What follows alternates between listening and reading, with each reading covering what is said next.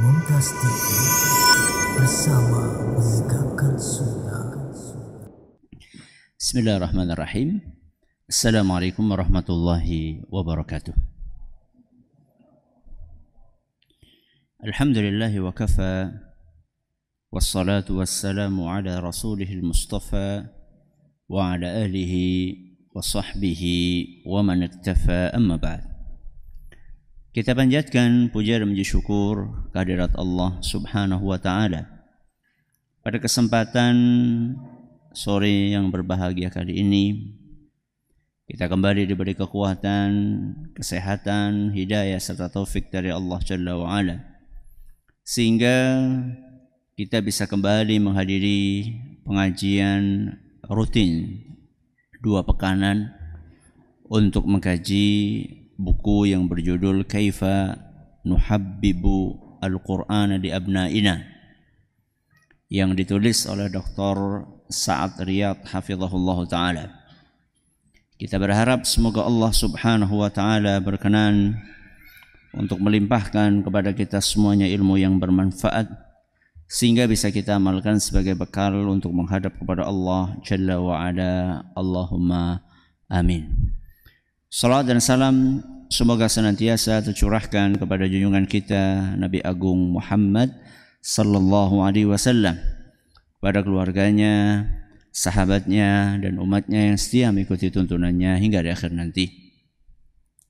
Para hadirin sekalian yang kami hormati dan juga segenap wali santri atau wali siswa Gereja Quran dan juga sekolah-sekolah Al-Quran lainnya yang ikut dalam kajian ini.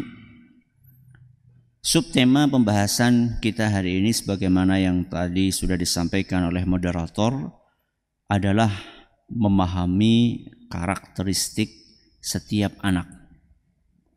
Memahami karakteristik setiap anak. Rasulullah sallallahu alaihi wasallam dalam berbagai hadis memberikan atau mengajarkan kepada para sahabatnya yang akan dikirim untuk berdakwah ke berbagai wilayah, mengajarkan kepada mereka untuk memahami karakteristik objek dakwahnya. Contoh misalnya ketika beliau sallallahu alaihi wasallam mengutus Mu'adz bin Jabal radhiyallahu anhu untuk dakwah kemana? Ke Yaman. Sebelum Mu'adz ini berangkat, Nabi SAW berpesan, innaka ta'ti qauman ahla kitab.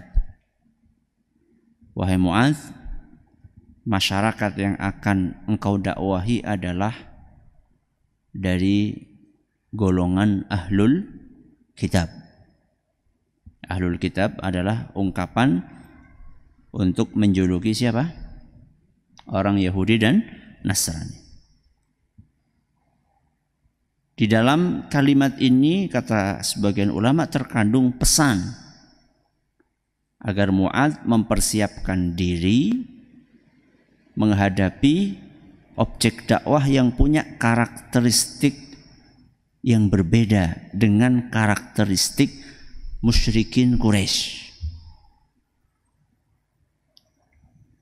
Kenapa berbeda? Karena ahlul kitab itu sebagaimana julukannya ahlul kitab, mereka punya apa? Punya kitab.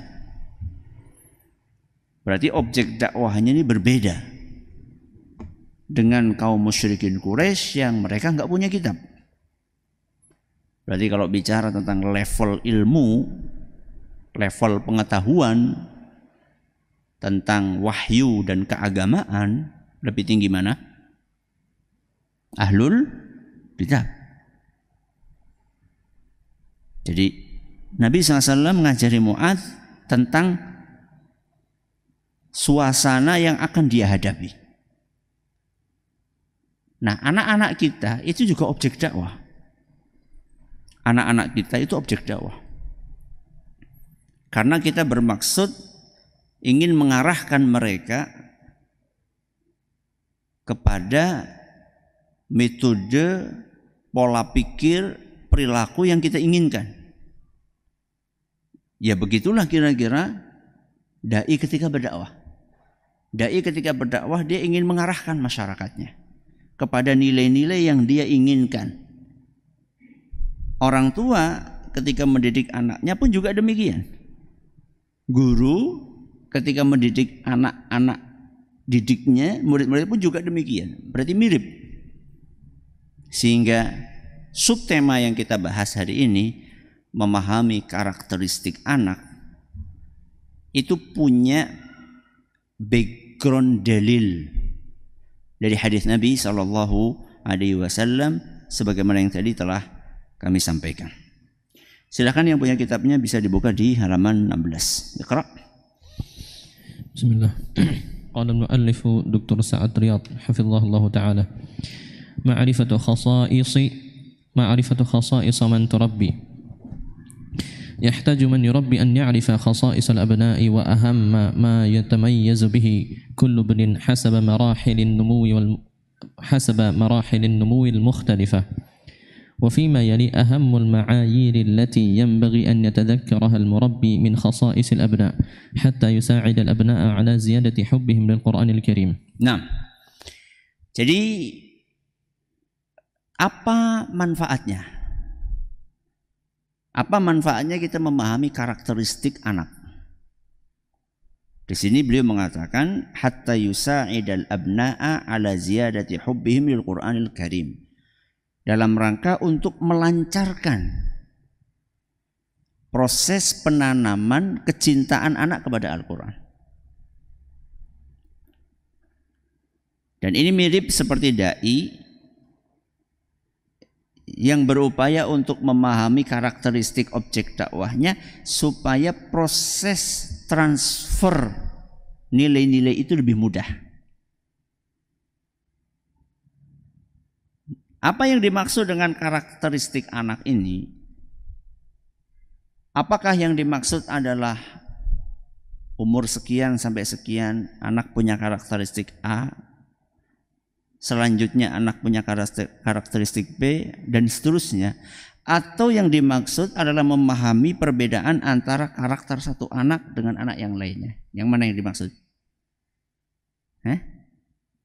Dua-duanya. Yang dimaksud dengan memahami karakteristik setiap anak didik adalah memahami perbedaan antara karakter anak balita dengan anak umur 7 tahun, dengan anak umur 12 tahun, dengan anak yang sudah balik. Setiap fase ini punya karakter sendiri-sendiri. Juga memahami karakter satu anak dengan anak yang lainnya. Karena 10 anak yang berusia balita atau 20 anak yang berusia 10 tahun, walaupun mereka itu satu fase, tapi tentu akan ada perbedaan karakter antara si A dengan si B. Walaupun usianya apa? Sama. Kenapa ada perbedaan? Karena bapak dan ibunya apa? Berbeda. Bapak dan ibunya berbeda, ya karakternya juga berbeda. Sehingga semakin banyak anak yang dimiliki oleh orang tua atau semakin banyak siswa yang diajar oleh guru, berarti akan semakin banyak PR untuk apa? Untuk memahami karakter setiap anak. Jadi jangan cuma sekedar mengejar punya anak banyak, ya. Tapi bagaimana kita bisa berhasil mendidik anak yang banyak itu? Ini bicara tentang ayah dan ibu, bicara tentang kelas. Makanya dibatasi kan, kelas itu ada kelas kurus, kelas gemuk, Ya. Kalau misalnya satu kelas isinya 40 anak, gimana rasanya? Masya Allah, apalagi anaknya masih kecil-kecil. Ya. Makanya ada batas normal. Satu kelas itu jumlahnya berapa? Yang kira-kira sesuai dengan kemampuan guru itu untuk memahami masing-masing. Kecuali kalau gurunya nggak peduli. Nggak peduli dengan itu semua. Yang penting masuk ngajar, awal bulan dapat apa? Gaji, sudah. Kalau itu sih bukan gurunya manusia. Ya. Jadi manusia itu, gurunya manusia itu punya karakter. Dia punya tujuan, dia punya kepedulian. Salah satunya adalah memahami karakteristik setiap anak. Nah, kemudian beliau di sini mengatakan wa fi ma yali ahammul ma'ayir allati yanbaghi an yatadzakkaraha al-murabbi min khasa'isil abna. Beliau menyampaikan beberapa poin di sini. Ada 6 poin, entah kita bisa bahas semuanya atau tidak pada sore hari ini. Semoga Allah berkahi waktu kita. 6 poin ini bisa dijadikan sebagai barometer, sebagai poin-poin untuk mengukur seberapa kita memahami karakter masing-masing anak. Ada berapa poin tadi? Ada 6 poin. Karena kata karakter itu kan masih global. Ya, kata karakter itu masih global. Cakupannya sangat luas. Belum tentu orang yang mengucapkan saya paham karakter anak saya paham karakter murid saya, belum tentu orang yang ngomong seperti itu betul-betul paham. Maka untuk mengecek seberapa kita paham dengan karakter anak kita atau anak didik kita, maka beliau menyampaikan beberapa poin untuk mengukur bagaimana sejatinya memahami karakter anak kita. Nah, معرفة أن الأبناء ليسوا وعاء يوضع فيه المعلومات دون تهيئة واستعداد، ولذلك على المربي قبل الشروع في تحفيظ الأبناء القرآن في أي مرحلة أن يبدأ بالحوار والتمهيد الذي يناسب طبيعة كل المرحلة. Nah, yang pertama, mempersiapkan mental anak. Yang pertama, mempersiapkan mental anak.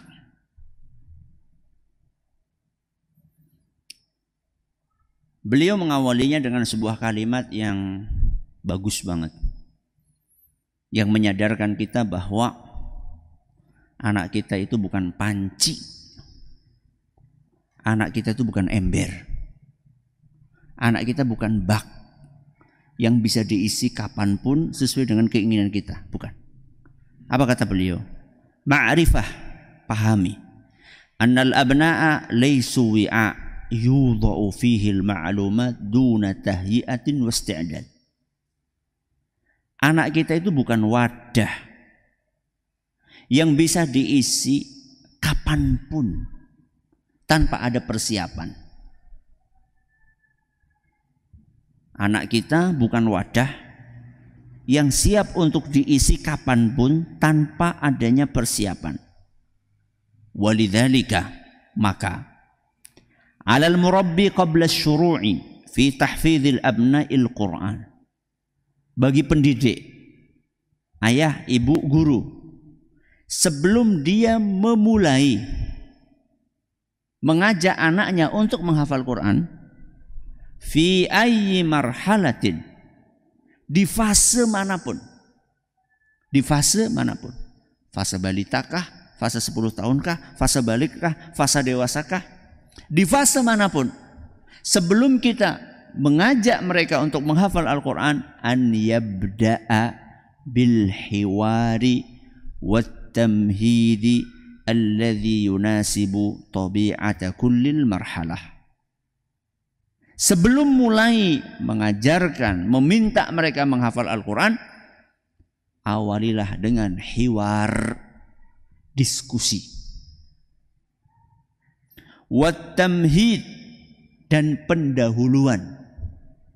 Alladzi yunasibu tabi'ata kullil marhalah. Pendahuluan dan diskusi itu harus sesuai dengan tabiat setiap fase.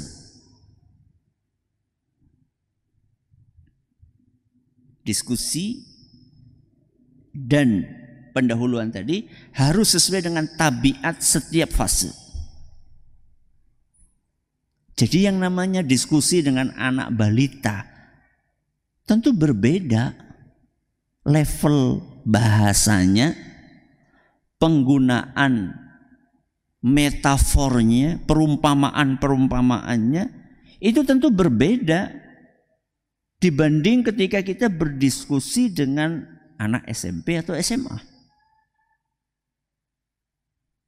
Maka tugas kita adalah membahasakan, membumikan nas-nas yang memotivasi untuk menghafal Al-Quran sesuai dengan anak yang sedang kita hadapi.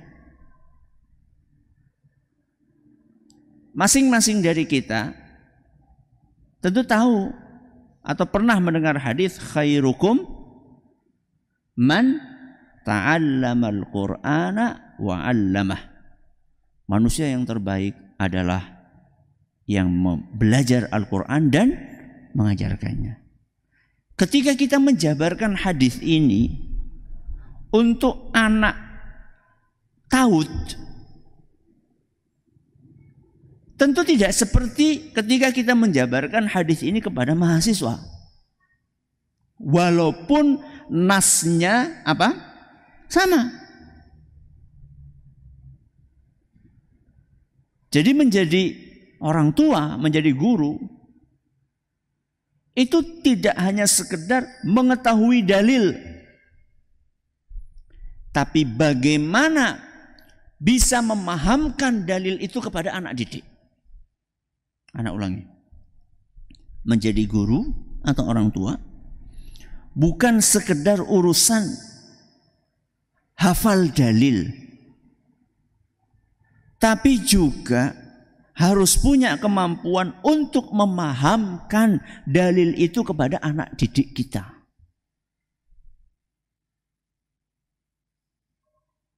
Itulah pentingnya mempersiapkan materi pelajaran sebelum mengajar. Jadi kalau mengajar itu jangan bonek. Apa bonek? Bondo nekat. Oh, anak sudah pernah belajar di pondok. Oke, antum belajar di pondok saat usia antum berapa? Ya sudah tamat SMA. Oke, guru antum ngajari antum dengan bahasa yang sesuai dengan tingkat kepemahaman antum. Sekarang antum akan mengalih bahasakan ilmu yang antum dapatkan saat itu kepada anak yang usianya baru 6 tahun, 5 tahun. Persiapkan. Pilih kata-kata, kalimat-kalimat yang mudah dicerna oleh anak. Jangan sampai anak habis waktunya untuk memahami satu kata yang kita gunakan, akhirnya malah nggak paham inti dari apa yang ingin kita sampaikan gara-gara anak bingung. Gara-gara anak bingung dengan kalimat atau kata-kata yang kita gunakan yang levelnya terlalu apa? Tinggi. Ya. Jadi sebelum kita ngajarkan Al-Quran, persiapkan anak kita dulu. Jadi keliru seandainya begitu anak-anak masuk ke sekolah, langsung hari ini kita belajar tajwid. Hari ini kita belajar huruf hijaiyah. Wong anak itu belum mengerti kenapa kita mesti belajar huruf hijaiyah. Kenapa mesti kita capek-capek memahami harokat fathah, kasroh, dhammah. Keliru, ujuk-ujuk langsung ngajarin itu. Yang benar anak masuk diajarin kenapa kita perlu belajar Al-Quran. Itu. Ya. Dan biasanya yang seperti ini, kalau misalnya sebuah lembaga itu punya TAUD atau punya TAUD usia berapa?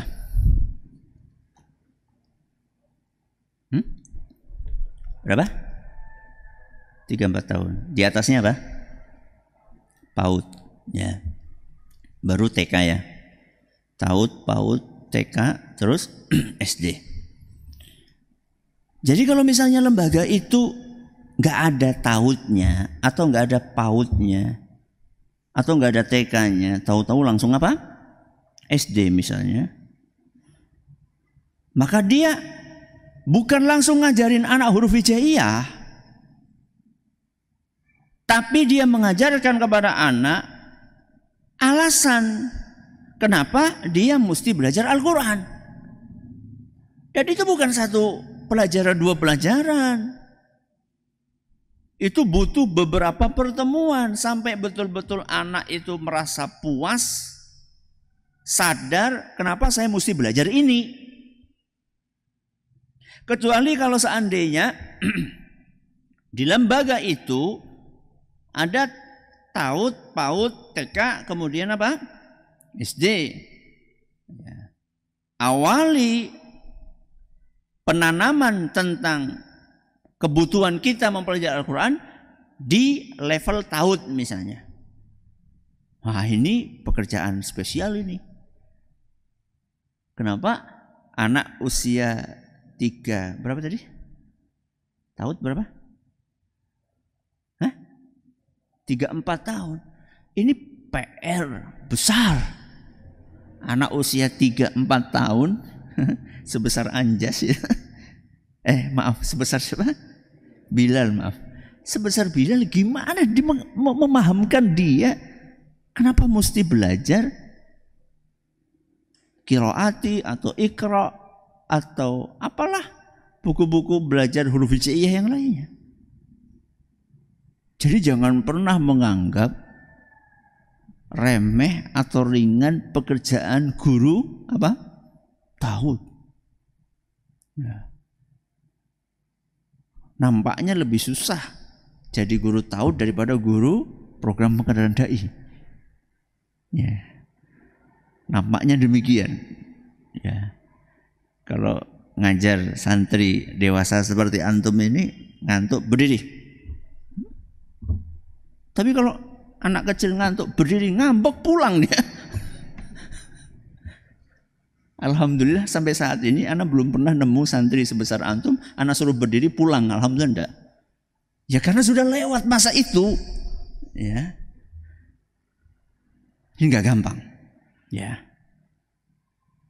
Ini adalah yang pertama. Apa tadi? Mempersiapkan mental. Ya. Mempersiapkan mental anak. Jadi kalau boleh diumpamakan bak ketika akan diisi air itu kan harus dipersiapkan dulu. Ya, dibikin yang baik. Kalau seandainya dari semen dibikin pondasinya dulu. Kemudian dicor, setelah dicor kalau perlu dikasih lapisan anti apa? Anti bocor. Kemudian baru dipasang keramik. Setelah dipasang keramik, hari itu langsung diisi air? Enggak, nunggu apa? Nunggu kering. Setelah berapa hari kering baru diisi air. Itu padahal benda mati. Yang enggak punya apa? Enggak punya perasaan. Apakah bak itu akan teriak-teriak ketika belum jadi kita isi air? Enggak. Bak yang benda mati saja butuh persiapan sebelum diisi. Padahal bak itu enggak punya perasaan, enggak punya akal, enggak punya emosi. Bagaimana mungkin anak yang punya akal, punya emosi, punya perasaan gak dipersiapkan dulu sebelum diajarkan Al-Quran? Nggak mungkin. Ya. Gak ada yang instan. Tidak ada yang instan. Wong makanan yang bunyinya instan saja juga gak bisa dimakan secara instan. Apa makanan instan? Mie. Apa begitu antum beli mie instan, langsung antum masukin sama apanya? Sama plastiknya. Kan instan, langsung dimakan. Enggak kan? Apa dulu? Antum kayaknya nggak pernah bikin mie. Apa dulu? Unboxing dulu kan? Buka dulu, terus ngerebus air, nuangin mie di atas wadah, buka bumbu, kalau perlu beli telur. Wong makanan yang jelas bunyinya instan saja nggak bisa dikonsumsi dengan instan, apalagi mendidik anak yang jelas-jelas bukan instan. Lebih nggak mungkin lagi untuk kita didik secara instan. Ya. Ini poin yang pertama. Apa tadi? Mempersiapkan mental anak. Baik. Yang kedua. ينبغي أن نتعامل مع الطفل من المدخل الصحيح له واختيار الأسلوب الذي يناسبه. فبعض الأطفال يكون محور التركيز عنده حول السمع، طفل حسي سمعي، فينبغي أن يدخل إليه من هذا الجانب فيحب القرآن حينما يتلى عليه بصوت جميل.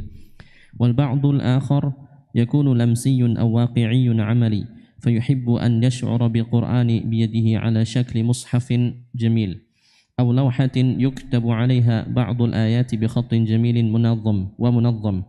والبعض منهم يكون المدخل له هو الحسي البصري، والذي لا يقتنع بالشيء إلا إذا شاهده ورآه بعينه دون وصف أو نقل أو سماع.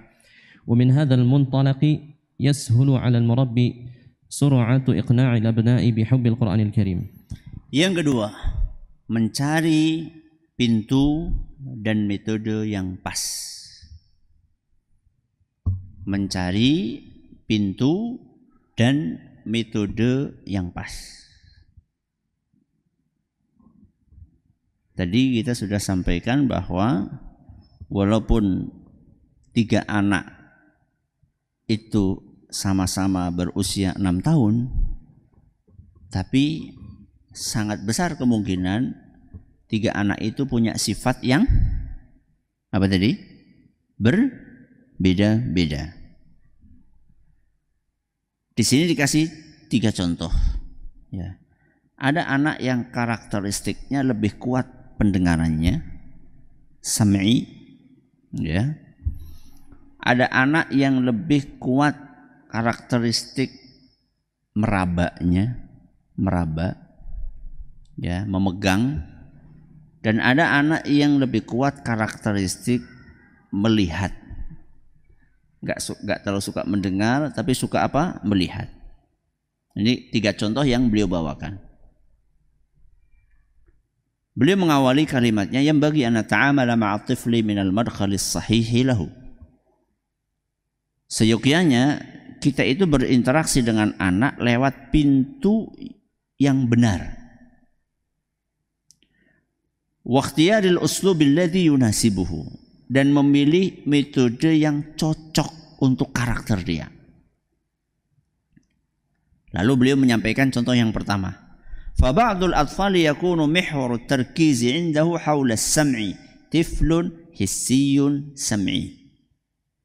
Ini yang lebih dominan indera pendengarannya, senang dengerin. Fa yanbaghi an yadkhula ilaihi min hadzal janib. Maka kita manfaatkan kelebihan itu untuk masuk lewat pintu itu. Jadi pahami pintunya baru masuk.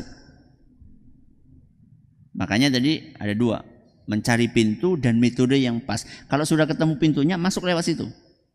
Ada anak, dia lebih suka dengerin. Apa yang mesti dilakukan? Fayambaghi an yadkhula ilaihi min hadzal janib fayuhibbul Qur'ana hinama yutla alaihi bi sautin jamil. Kalau memang dia lebih dominan mendengarnya, suka mendengarnya, maka perdengarkan Al-Quran dengan suara yang indah. Perdengarkan Al-Quran dengan suara yang merdu. Ustaz, ana suaranya fales, Ustaz. Ana suaranya apa? Fales. Ya.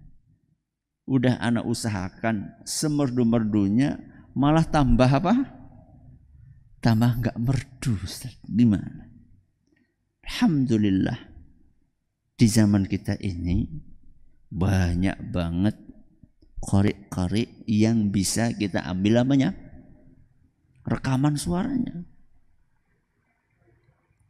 Banyak banget.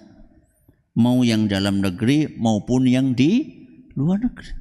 Mau yang Imam Haram, Masjidil Haram atau Masjid Nabawi atau masjid manapun yang tajwidnya bagus, banyak. Kalau memang kita merasa suara kita enggak begitu merdu, sudah kita ambilin suara qari yang dia suka.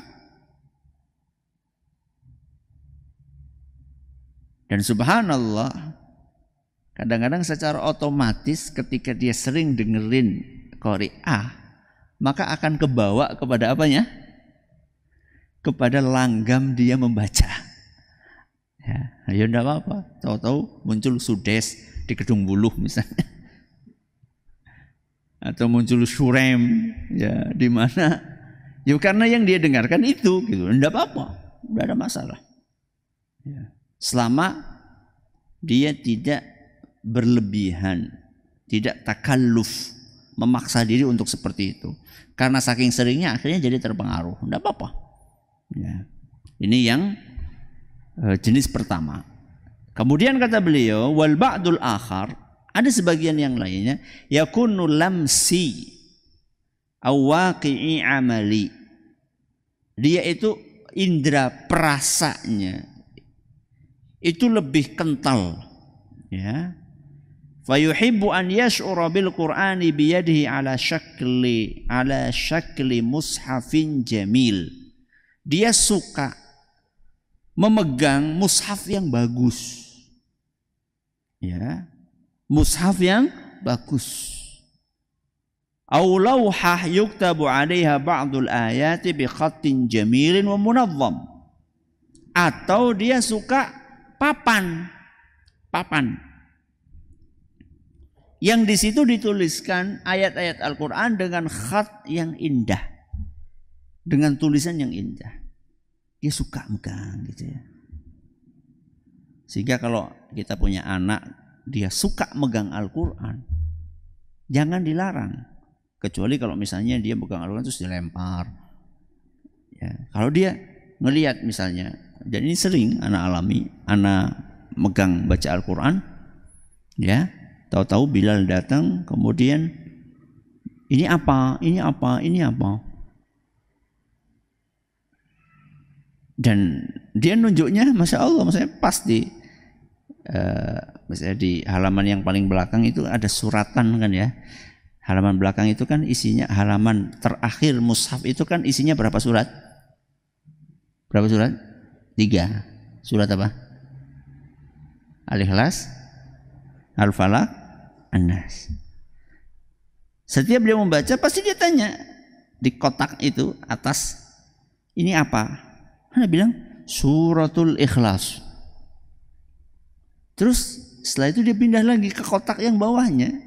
Kotak bukan di ayatnya, ditanya di kotak. Ini apa? Suratul Falaq. Terus turun lagi. Ini apa? Suratul Nas. Jadi setiap mau baca Al-Quran, mau ngajari, anak mau ajari Al-Quran dia, selalu tanya kayak gitu. Ya. Dan itu nggak cuma sekali. Ngulang baca, tanya-tanya lagi. Sampai akhirnya ya seperti yang pernah Anda sampaikan ya, ada manusia ya kadang-kadang juga jenuh juga atau kadang-kadang jengkel atau apa gitu, suasana hati lagi nggak nyaman. Apa coba Anda bilang? Ternyata dia bisa nyebutin suratul Al-Ikhlas. Jadi selama ini ternyata dia ngerekam gitu, lamsi. Ada yang dia suka megang, ya kasih dia kesempatan untuk megang, enggak masalah. Kalau dia melakukan hal-hal yang mungkin nggak cocok dengan kemuliaan Al-Quran, ngambil Quran taruh di bawah misalnya, di lantai, jangan direbut Qurannya. Kita ambilkan apa?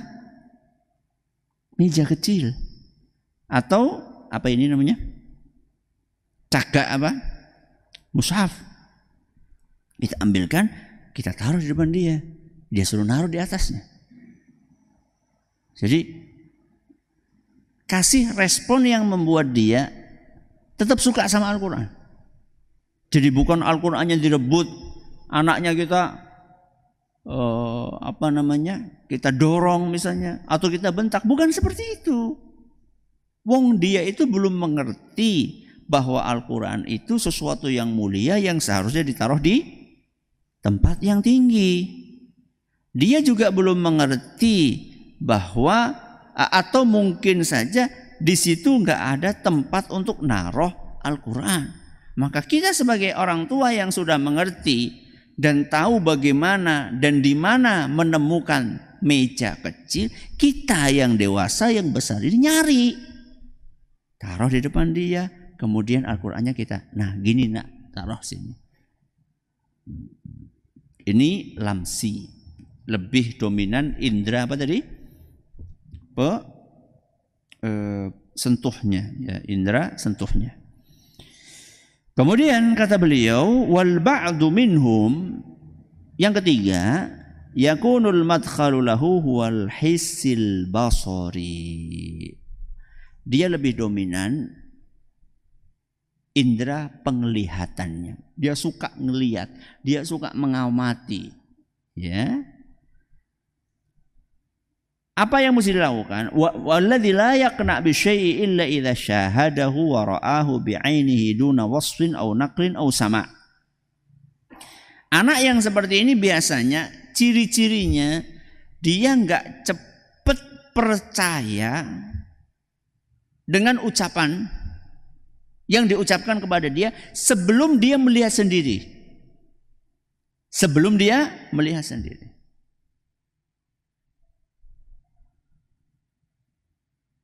Truk, bis misalnya, ya, truk atau bis. Kita sudah berusaha menjelaskan bis itu seperti ini, truk itu seperti ini. Atau bahkan kita berusaha untuk gambar truk itu seperti ini, bis seperti ini. Kadang-kadang ada sebagian anak yang belum puas kalau belum diajak ke jalan raya ngelihat apa?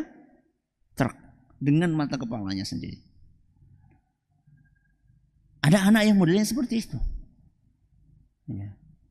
Maka kita pun juga menyesuaikan bagaimana mengajarkan Al-Quran kepada anak-anak yang seperti itu, yang punya ciri khas sendiri-sendiri. Ya. Bisa juga kita pakai tadi yang tulisan bagus, yang tadi lauhah tadi, ya ini tadi belum sempat Ana bahas. Di beberapa negara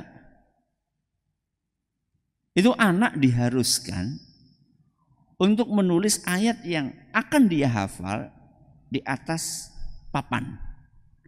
Lauhah, papan tulis kecil, mungkin seukuran 30 atau 20 kali 40 atau 20 kali 30.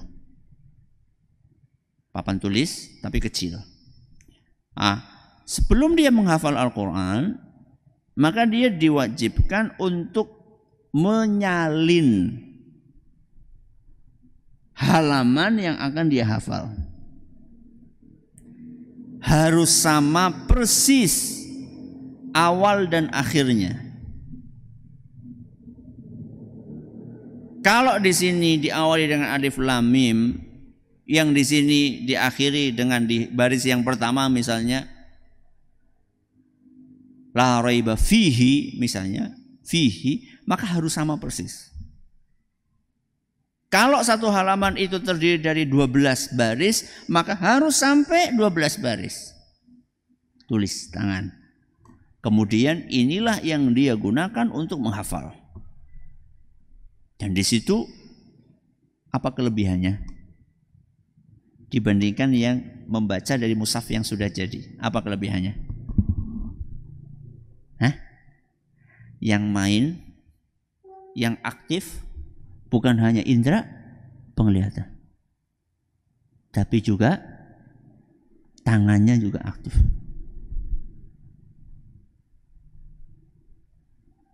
Telinganya juga aktif karena dia baca dengan suara yang keras. Semakin banyak indera yang aktif, maka akan semakin mudah Al-Quran itu diingat. Apa? Semakin banyak indera yang aktif, maka akan semakin mudah Al-Quran untuk dihafal dan semakin melekat di dalam ingatan. Coba diulangi. Semakin banyak indera yang aktif, maka akan semakin mudah untuk apa tadi? Mengingat Al-Quran dan menghafal Al-Quran dan melekat hafalan tersebut di kepala kita. Bismillah. Orang yang pakai lauhah tadi, yang pakai papan tadi, dia bukan hanya sekedar mengaktifkan indera matanya, indera penglihatannya. Berbeda dengan orang yang menghafal dari mushaf Al-Quran. Orang yang menghafal dari mushaf Al-Quran, dia cuma indera penglihatannya saja, mungkin juga telinganya juga aktif. Tapi tadi matanya aktif, telinganya aktif, mulutnya aktif, tangannya pun juga aktif. Itulah rahasianya kenapa kalau menghafal Al-Quran sebaiknya jangan gonta-ganti apa? Mushaf. Masih mending kalau gonta-ganti mushaf khotnya sama, itu masih mending. Sama-sama mushaf Madinah misalnya, cuman beda cetakan. Itu masih mending. Yang parah itu, yang susah itu adalah ketika sudah menghafal pakai cetakan Madinah, dapat separuh, pindah pakai cetakan khot misalnya Indonesia misalnya. Kan ada kan? Yang khotnya beda gitu loh. Awalnya beda, belakangnya beda, satu halamannya juga beda. Wah, itu bisa merusak apa? Bisa merusak hafalan. Kalau antum nggak percaya coba. Misalnya antum sudah hafal Al-Baqarah misalnya. Antum pengen murojaah pakai mushaf yang berbeda, tulisannya, barisnya, awal dan akhirnya. Kacau pasti. Kenapa? Karena ternyata indera kita itu sudah terpatri dengan tulisan itu. Itulah kenapa seperti yang saya sampaikan tadi, di beberapa negara seperti di Singkit ya, di Shanghai di Afrika sana, di Mauritania, dan juga di beberapa negara-negara Afrika, itu mereka masih mempertahankan metode itu walaupun sudah banyak mushaf Al-Quran. Karena mereka tahu persis yang aktif bukan hanya indera mata, telinga, tulisan, tangan, ya, mulut, otak, itu semuanya bermain di situ. Baik. Ternyata kita cuma bisa membahas 2 saja. Mudah-mudahan kita bisa lanjutkan pada pertemuan berikutnya. Wallahu ta'ala a'la wa alam. Masih ada sisa waktu sedikit. Silakan kalau ada yang mau tanya bisa disampaikan pertanyaannya. Baik, jazakumullahu khairan kepada Al-Ustadz Abdullah Zain hafizahullahu ta'ala yang telah menyampaikan materi kajian pada kesempatan sore yang berbahagia ini. Kajian membahas sebuah kitab Kaifa Nuhabbibul Quran li Abna'ina dengan sub pembahasan pada kesempatan sore yang berbahagia ini terkait dengan memahami karakteristik anak. Baik. Pertanyaan yang pertama Ustaz. Bismillah. Assalamualaikum warahmatullahi wabarakatuh. Waalaikumsalam warahmatullahi wabarakatuh. Afwan Ustaz, contoh-contoh cara mempersiapkan mental konkretnya gimana gitu Ustaz? Mungkin ini pembahasan yang pertama Ustaz, terkait dengan cara mempersiapkan mental bagi anak secara konkretnya itu seperti apa? Alhamdulillah di Gereja Quran itu sudah disusun. Ya, nanti antum bisa share yang dari Taud itu, yang dulu pernah dibikin sama penanggung jawab Taud, itu sudah disusun. Ya, poin per poin. Nanti si penanya bisa dikirimi filenya. Ini bisa membantu. Bahkan di situ di buku itu saya sudah koreksi bukunya. Itu sudah sudah disusun dengan bahasa yang memang cocok untuk anak Taud. Ya, jadi sudah dibikin serendah mungkin. Ya. Kemudian juga di situ juga anak ditalkin itu di apa? Didikte. Ya. Jadi bukan sekedar anak difahamkan tapi juga dihafal. Kenapa membaca? Kenapa perlu belajar Al-Quran? 1, 2, 3. Jadi diajarin. Setiap mau masuk digituin dulu. Jadi fase mengajarkan atau menanamkan, mempersiapkan mental itu bukan hanya 6 bulan misalnya, enggak. Tapi setelah 6 bulan ditanamkan misalnya, setelah itu kemudian di 6 bulan berikutnya setiap akan mulai belajar huruf hijaiyah, anak diajak untuk mengucapkan kenapa kita menghafalkan Al-Quran 1, 2, 3 dan seterusnya. Ya. Misal, ya contoh misalnya, karena Al-Quran bisa membantu kita nanti di hari kiamat misalnya. Contoh misalnya, akan membantu kita di hari kiamat. Itu adalah bahasa lain dari kata apa? Apa? Syafaat. Jadi kalau kita ajarkan kepada anak, nanti Quran jadi syafaat. Dia perlu waktu untuk memahami syafaat itu apa. Berbeda ketika anak ngomong sama antum. Nah, karena Quran bisa jadi syafaat. Antum insya Allah langsung, oh iya syafaat, bisa bantu. Tapi kalau anak usia segitu, maka yang dihafal sama dia adalah Al-Quran bisa membantu kita nanti di hari kiamat. Ya. Kemudian bisa diceritakan misal, nanti di hari kiamat itu gak semua orang bisa masuk surga. Ada orang yang mungkin ketika di dunianya banyak melakukan perbuatan-perbuatan jelek, sering menyakiti teman, sering menyakiti orang tua.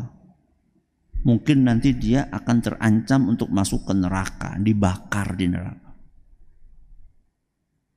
Seandainya orang ini ternyata dia mau baca Al-Quran, maka Al-Quran ini nanti akan datang kepada Allah membantu orang tersebut. Minta kepada Allah supaya orang ini jangan dimasukkan ke neraka. Akhirnya Allah pun mengabulkan permintaan anak ini. Ini contoh. Jadi pemilihan katanya itu betul-betul yang gak banyak istilah-istilah yang membuat anak jadi bingung. Ini satu contoh. Dan masih banyak contoh yang lain di buku yang disusun oleh penanggung jawab Taud Gereja Quran Tunasil. Ya. Baik. Jazakumullah khairan kepada Al-Ustaz Abdul Zain hafizahullah wa ta'ala atas jawabannya. Dan bagi penanya mungkin nanti bisa langsung menghubungi pihak admin untuk nantinya insya Allah bisa di-share terkait materi tersebut. Kemudian Ustaz, untuk pertanyaan yang kedua sepertinya sudah terjawab tadi di jawaban juga terkait dengan bagaimana membahasakan hadis keutamaan Al-Quran untuk anak usia 6 tahun. Kita beranjak ke pertanyaan selanjutnya Ustaz. Bismillah. Afwan Ustaz izin bertanya. Anak kami usia 5 tahun, karakternya aktif, sejak usia 4 tahun masuk Taud, dia kenal banyak orang dan karakter dia suka membaca buku dan Al-Quran. Sampai dia ingin belajar di Madinah. Bagaimana sikap kita? Mohon nasihat untuk kami orang tua yang ingin anak sekolah di Madinah. Dari awal dijelaskan kepada anak tersebut bahwa belajar di Madinah itulah sebuah cita-cita yang mulia. Kita dukung, ya kita dukung. Ini yang pertama, didukung. Jangan direndahkan, jangan. Kamu tuh siapa mau belajar ke Madinah, jangan. Tapi didukung. Pernah suatu saat, ini cerita ya, intermezzo. Anak ngajak Bilal berobat ya, ke dokter.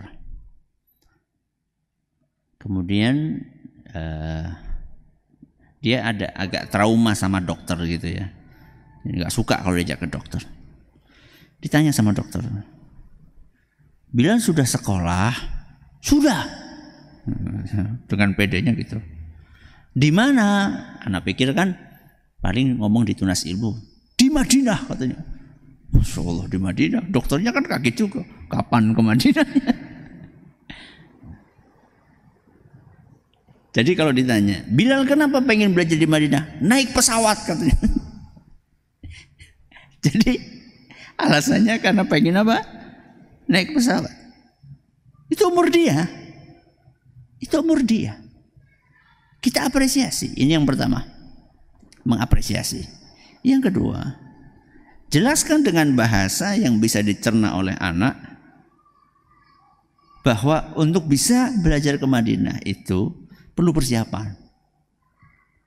Sehingga sering saya jadikan itu, keinginan Bilal itu untuk ke Madinah, itu saya jadikan sebagai pintu untuk mendorong dia mau baca buku huruf hijaiyah. Ayo katanya mau kemana? Madinah. Baca. Gimana mau ke Madinah? Gak bisa baca ini. Ayo dibaca. Akhirnya ketika mulai loyo gitu, semangat lagi gitu. Ini yang kedua. Disadarkan bahwa untuk sampai ke sana itu butuh persiapan. Nah tentunya persiapan itu ya sesuai dengan umur dia. Sesuai dengan umur dia. Jadi kalau anak belum bisa baca Al-Quran, masa kita suruh ngapalin usul salasah? Ya, ya enggak lah. Sesuai dengan umur dia. Ya. Jadi yang pertama diapresiasi, yang kedua dijelaskan bahwa ke sana itu butuh persiapan, dan yang ketiga tentunya doa dong. Ya, doain terus ya. Di dalam hari-harinya, dalam hari-hari kita banyak berdoa. Dan yang paling penting itu adalah bukan Madinah atau tidak Madinah. Yang paling penting adalah bagaimana anak ini dapat ilmu yang bermanfaat. Ya, belum tentu kalau di Madinah itu dia dapat ilmu yang bermanfaat, belum tentu juga. Tidak ada jaminan toh kalau di Madinah, belajar di Madinah pasti nanti bakal masuk surga, kan tidak ada jaminan. Ya.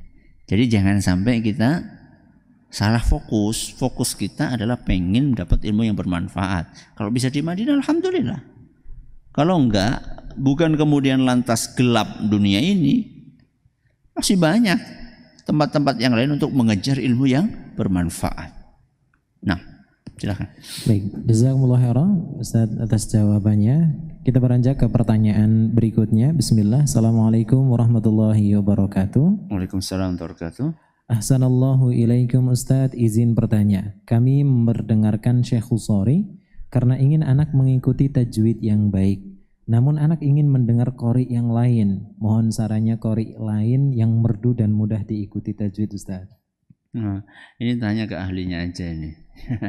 Tanya ke ahlinya yang bisa menilai ini sesuai tajwid atau tidak. Banyak asatid ya.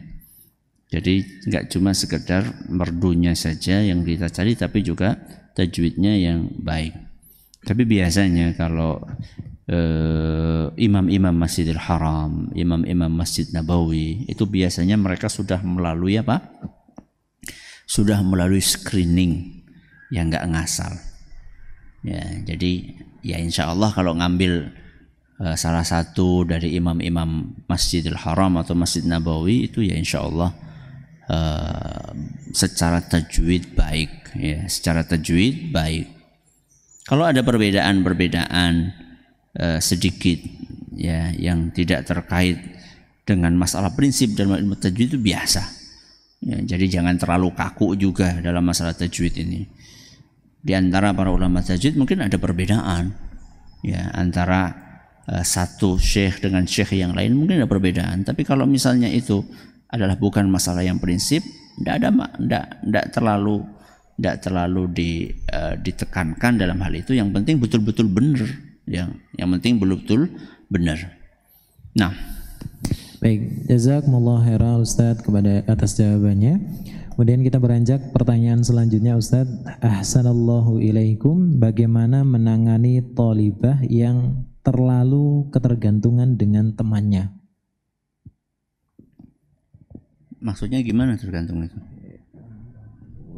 Hanya seperti itu pertanyaan. Mungkin terlalu dekat dengan temannya sehingga tidak terlalu mendengarkan pengajarnya atau ustazahnya mungkin Ustaz. Bagaimana menangani thalibah yang terlalu ketergantungan dengan temannya? Ini masih global ya. Jadi nanti buat siapa saja yang ingin bertanya, kalau bertanya terlalu global, khawatirnya nanti jawabannya itu nggak mengena.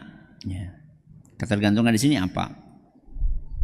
Ketergantungan itu maksudnya bisa sampai level haram, ya, suka dengan sesama jenis, ya ini sudah masuk ke level haram. Atau ketergantungan sekedar dia suka bermain, cocok untuk murojaah dengan temannya, itu yang mana gitu ya? Itu yang mana? Jadi perlu diperjelas lagi. Baik, pertanyaan terakhir silakan. Oh, ini dilanjutkan pertanyaannya tadi. Maksudnya ta'alluq Ustadz seperti apa-apa harus dengan temannya, sampai kalau bangun tidur harus melihat wajah temannya, lalu tidak dia resah seperti itu Ustadz. Oh, kalau itu sih tinggal dilepas secara bertahap, dilepas dalam tanda kutip. Jadi ketika dia dalam sehari misalnya ketemu dengan temannya 5 kali misalnya, ya secara bertahap dikurangi. Secara bertahap dikurangi dari 5 jadi 4 kali misalnya. Setiap hari dia harus chat sama temannya misalnya 4 kali, maka dikurangi nanti jadi 3 kali. Bertahap, secara bertahap. Itu yang pertama. Yang kedua, perlu disampaikan kepada anak ini bahwa ketergantungan kita kepada orang lain itu enggak baik. Karena orang lain ini makhluk hidup yang bisa mati. Makhluk hidup yang bisa mati. Sehingga kematian itu bisa saja datang kapanpun. Kalau kita terlalu tergantung kepada si A atau si B, kemudian si A itu meninggal, si B itu meninggal, nanti kita akan susah sendiri. Jelaskan seperti itu.